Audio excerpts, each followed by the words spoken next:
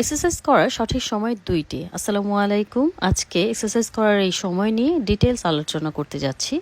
তো এই দুইটি সময় হলো সকাল এবং বিকাল। তবে আপনি চাইলেই নিজের সুবিধা মতো সময় বেছে নিতে পারেন। তবে কিছু জরুরি বিষয় মাথায় রাখতে হবে।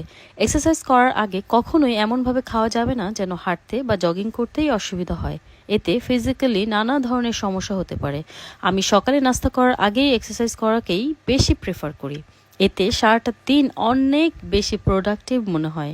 আরও একটি জরুরি বিষয়, পানি খাওয়া। একজন সুস্থ মানুষকে প্রতিদিন 8 থেকে 10 গ্লাস পানি খেতে হয়। তবে হাঁটার সময় কিংবা যে কোনো ধরনের ব্যায়ামের সময় আমরা ঘামিয়ে যাই, আর তাই আমাদের শরীরে পানির প্রয়োজন হয়। এ সময় অবশ্যই 1 মিনিট বিরতি নিয়ে পানি খেতে হবে। হাঁটতে হাঁটতে কিংবা তাড়াহুড়ো করে দাঁড়িয়ে পানি খেলে সেই পানি আমাদের কোনো উপকারে আসে না বললেই চলে। আবার খুব দ্রুত পানি খেলে আমাদের শ্বাস প্রশ্বাসের বিঘ্ন ঘটায়, অনেক সময় আরও জটিল কোনো সমস্যাও দেখা দিতে পারে। তাই সাবধানে পানি পান করুন। মনে রাখবেন, পানি অল্প অল্প করে খাবেন। এতে আপনার অস্বস্তি হবে না। সুস্থ থাকুন, নিজের যত্ন নিন, আর পরিবারকে ভালোবাসেন। ধন্যবাদ সবাইকে। আল্লাহ হাফেজ। আসসালামু আলাইকুম।